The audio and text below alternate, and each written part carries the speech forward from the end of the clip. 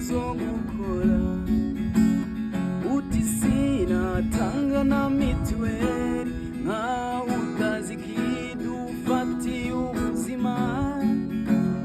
dore uri kwiyahuza ibiyobyabwenge ngo nibyo bitwika kandi uri kwiyica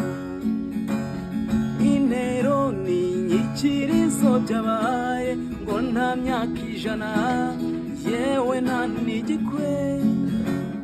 Yesu ubwo waba waribohoye ute niba ugifite imyumvire imeze ityo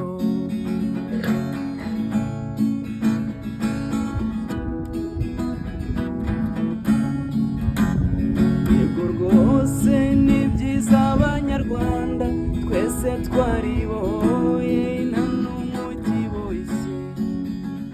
twishimiye ndetse duciye akadiho kuko abanyarwanda twavuye kure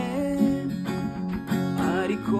ntabwo twageze iyo tujya urugendo ruracyari